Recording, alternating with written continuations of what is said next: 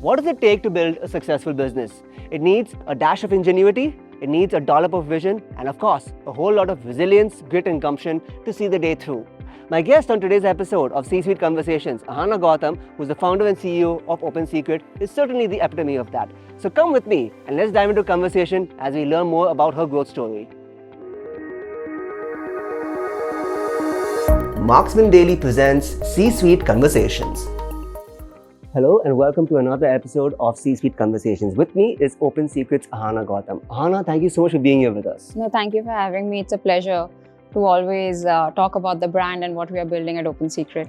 So Ahana, I've read a little bit about how you said your mother was a major support system for you, supporting your life choices. Is it fair to say that her parenting approach shaped your leadership style here at Open Secret?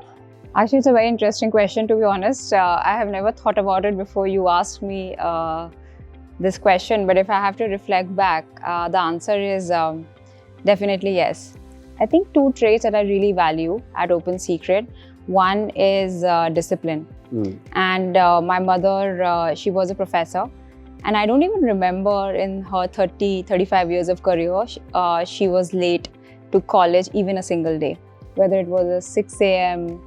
class or any other work, she was extremely disciplined.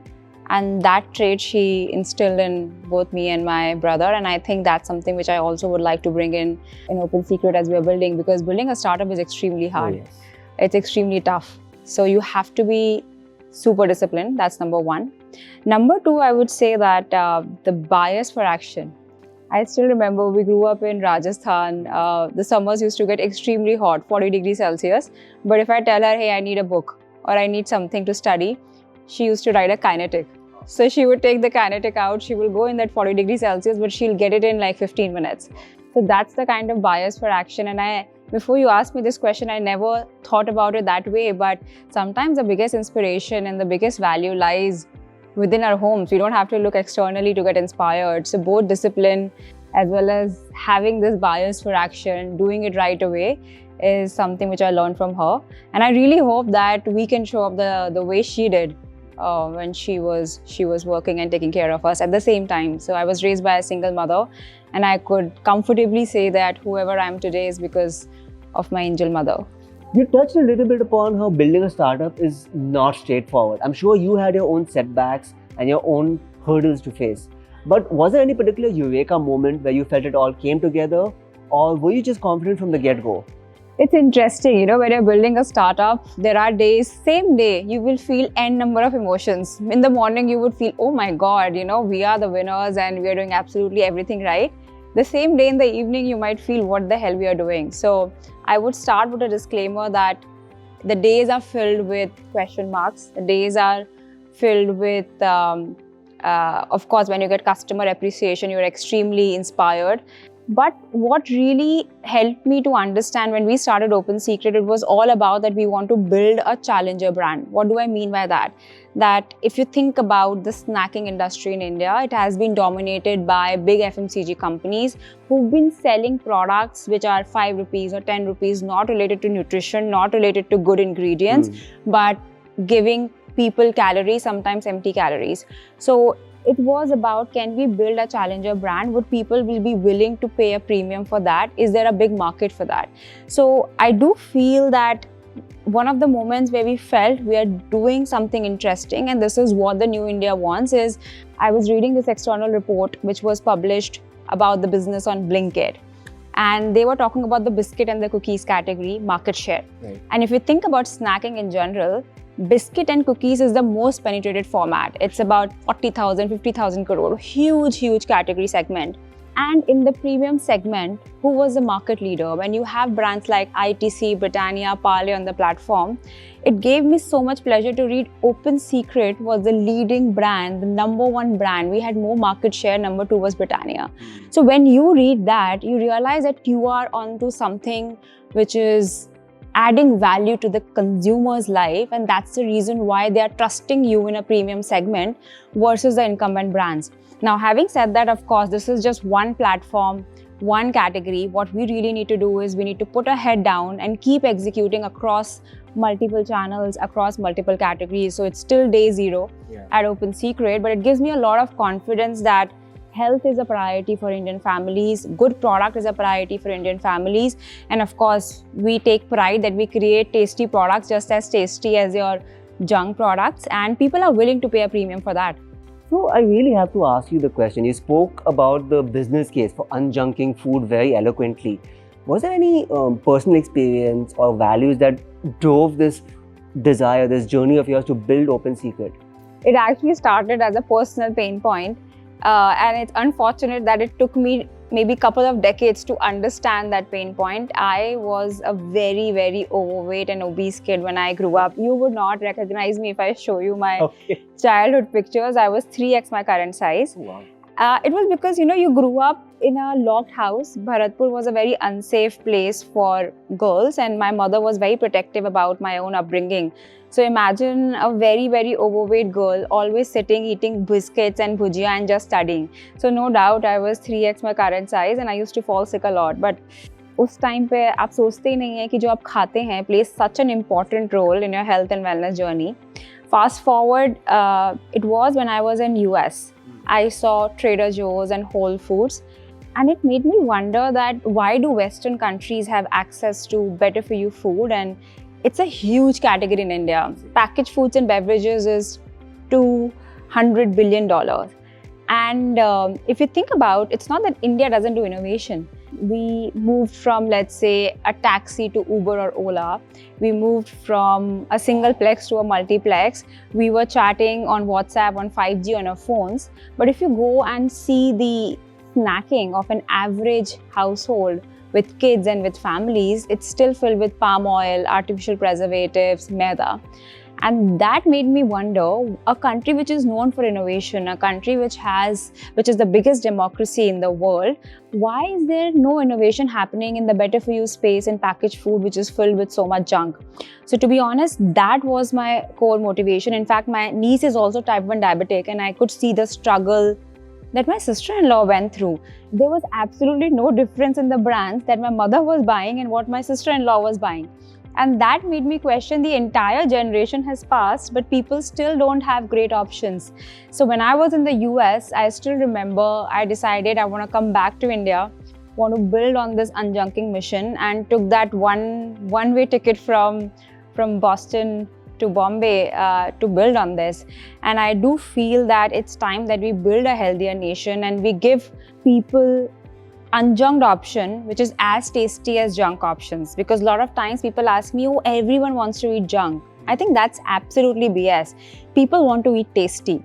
And it's on us, the companies and the brands, to ensure that the products that we are making are as tasty as the junk products. And of course, you can do it. I mean, ghar ka khana is both tasty as well as healthy.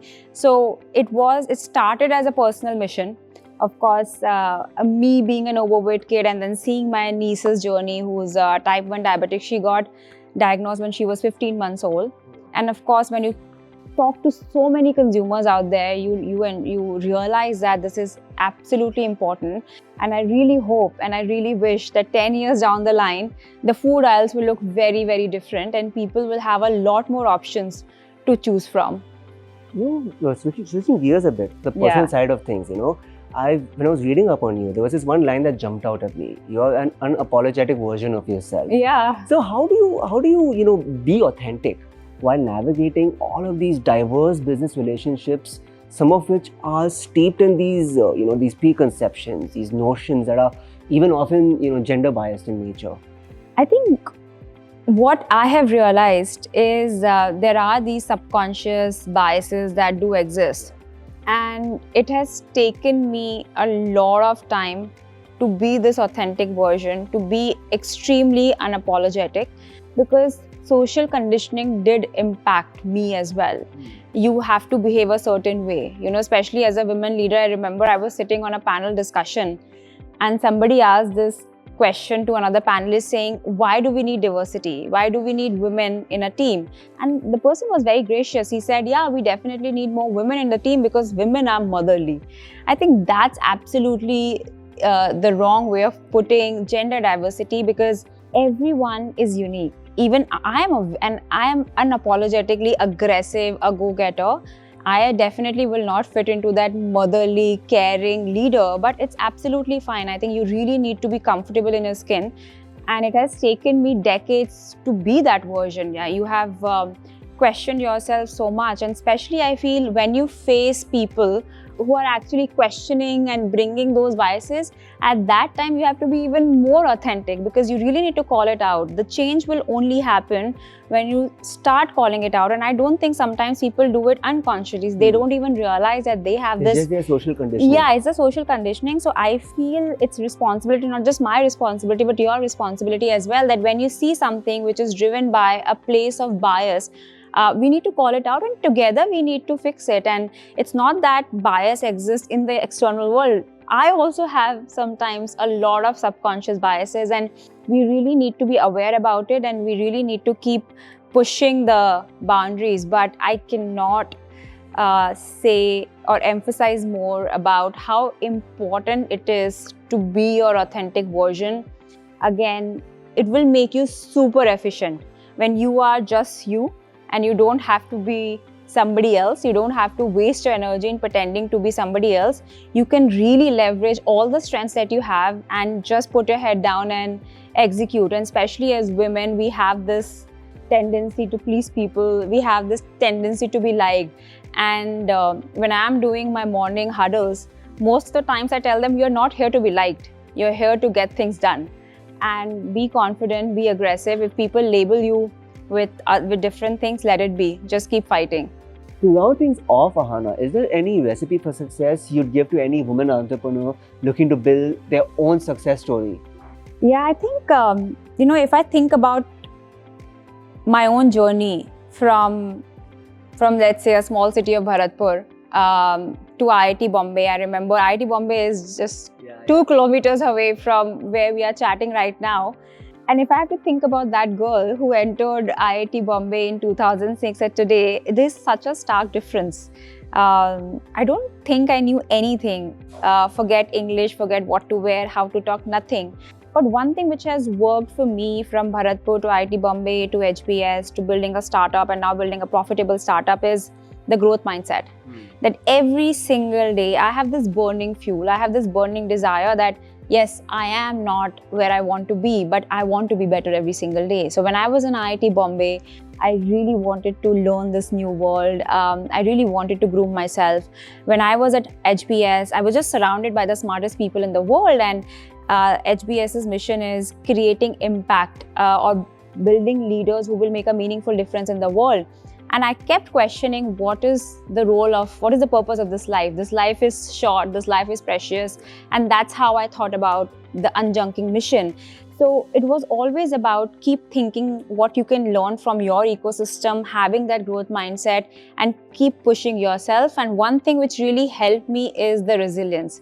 When you have the growth mindset and you are pushing hard, you are bound to see a lot of failures, a lot of rejections. And I think what you really need is just to keep going through it. And I think one thing I strongly believe, it's not about being the smartest in the room.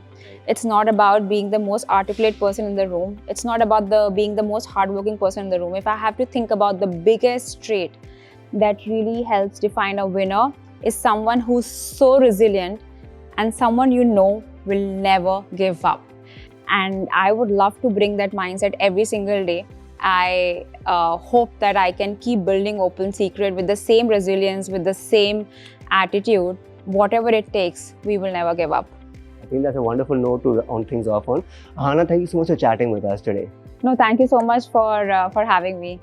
Being true to yourself and authentic are incredibly important ingredients when it comes to success, but nailing it is not everyone's forte. But my guest today, Ahana Gautam, is certainly unabashedly, unapologetically herself and striving to build a success story at Open Secret. Thank you so much for being a part of this episode of C-Suite Conversations. I'll see you in the next one.